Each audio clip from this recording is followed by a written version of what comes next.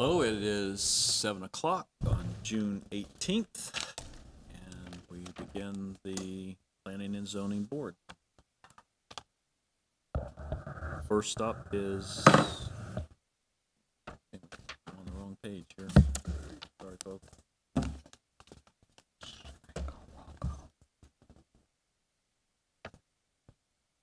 Call to order, please. Mr. Hasse, Here. Mr. Seaman, Here. Mr. Coiner, Mr. Terrapini, Mr. Frayne, Here. Mr. Stravopoulos, Here. Mr. Vesey, Here. Ms. McCumber. Here. All here. Next is the approval of minutes from May 21st, 2018. Make a motion to approve? Second. The approval of minutes has been seconded. Call to vote, please.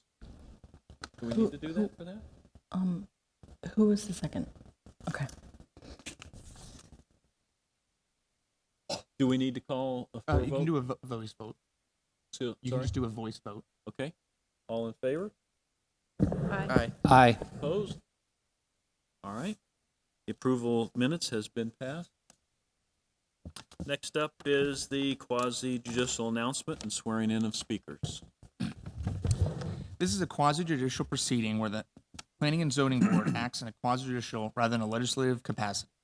At a quasi-judicial hearing, it is not the board's function to make law, but rather to apply law that has already been established. In a quasi-judicial hearing, the board is required by law to make findings of fact based upon the evidence presented at the hearing and apply those findings of fact to previously established criteria contained in the Code of Ordinances in order to make a legal decision regarding application before it. The board may only consider evidence at this hearing that the law considers competent, substantial, and relevant to the issues.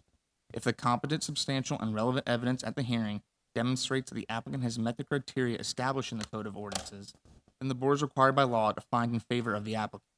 By the same token, if the competent, substantial, and relevant evidence at the hearing demonstrates that the applicant has failed to meet the criteria established in the Code of Ordinances, then the board is required by law to find against the applicant. Are there any members of the board tonight wishing to disclose any ex parte communication or conflict of interest? If you're going to be speaking tonight, if you could please stand to be sworn in. Raise your right hand. You swear affirm the truth. You swear affirm the testimony you're about to give tonight is the truth, the whole truth, and nothing but the truth. So sworn. Thank you. Next is application number 1834, site plan approval to construct 30,624 square feet of vehicle sales, vehicle parts sales, and vehicle service, minor, in two buildings, along with 91,000 square feet of vehicle parking area, located on the southwest corner of US 19, Highway 19 North and Spruce Street in the IR Industrial Restricted Zoning District. Pat McNeese, Principal Planner. As read into the record, this is a site plan approval request for Carl Flammer Ford for the uses you just heard. This is an expansion of an existing vehicle sales and service establishment in the industrial restricted zoning, industrial limited land use. This is a site that kind of straddles with all their uses, straddles Spruce Street. So this was an existing overflow parking lot that is now being expanded for their commercial fleet center. It is being coordinated with the city's Spruce Street Extension project. The proposal conforms to the industrial limited and industrial restricted districts. There's no land use or zoning change needed. The site plan was reviewed by the TRC on April 26, 2018, and those notes are in your packet. This site will provide for or comply with adequate facilities requirements of the code and comprehensive plan. Staff is recommending approval of the site plan with the conditions listed on pages 3 and 4 of your staff report. Just in summary, the developer is required to meet the code and to obtain any necessary permits from state authorities. The developer is responsible for connecting the sidewalk to US 19.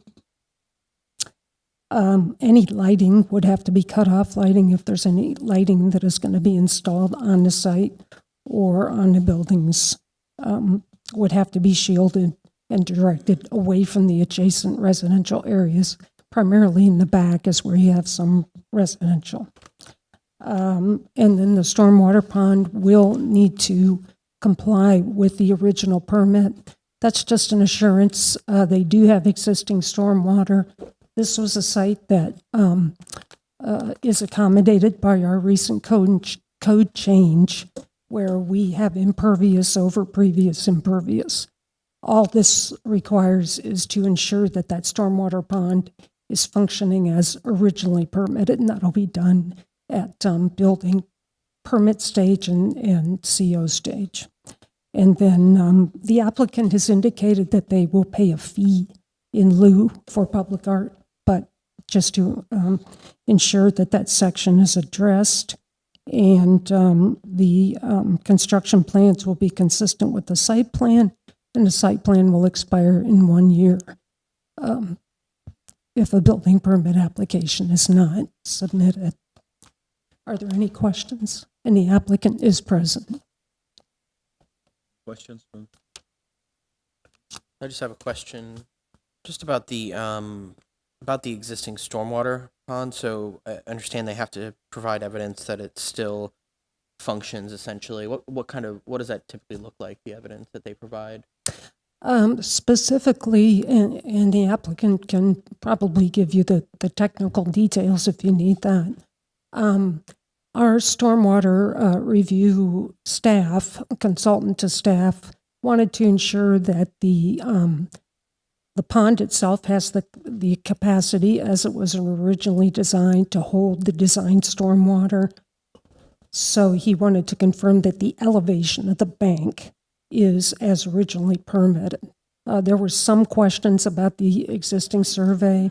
So what the applicant has committed to is resurveying that and shoring up that bank if needed, and providing engineer certification that the bank is shored up and structurally sound to treat that capacity or provide that capacity for the water. Are there many homes affected? Obviously, Carl's been there for a long time, so I'm just wondering if there are any homes in the back that would be severely affected by the lighting. I don't see that much change, really. The homes are back behind, basically behind the existing Flammer Ford. The property directly behind this addition is really kind of a wetland drainage area. Yeah. So there's that. There's the street extension that's being worked on. We could ask the applicant as far as specifics on the lighting, but we don't anticipate any big changes with the lighting. Yeah. Any other questions? I have a question. This goes back to the stormwater again, and thank you for reminding us that it was just at our last meeting that we made that accommodation in our code. Mm-hmm. So currently, this parcel is completely impervious except for the stormwater pond? Because I don't see anything that, I tried to look at the one photo that we have provided, so as I look at this, it's 100% parking lot, more or less, and then covered buildings. And that's how it is now? It's all one giant parking lot? It's one giant parking lot, but also provided in your plan set, there is a landscaping plan. And there are some buffer areas, some parking lot landscaping around and in the site that's provided, but it's mostly paved. It does meet the impervious surface ratio for the district, which I'd have to look up, but it does meet So that I guess standard. just to cut right to the But chase. yeah, the stormwater and the landscaping would be So there's actually been a calculation or an evaluation of that. They're not just getting a pass saying, hey, we've got a stormwater in place, it's a big parking lot now. Someone's actually gone and done the calculations, and the existing stormwater system's designed to handle exactly what's being placed on there. Yes. Thank you.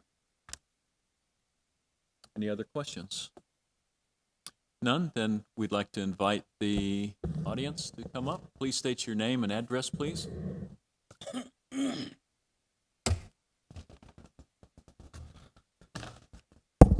My name is Randy Austin with Land and Moraine Associates, 31622 US 19 North, Palm Harbor, Florida.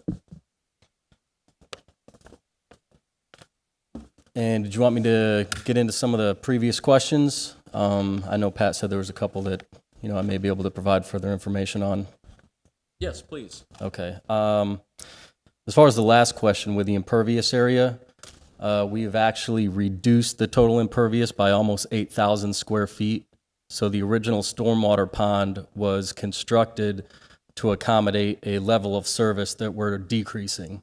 So the pond is built to accommodate more than what we're proposing.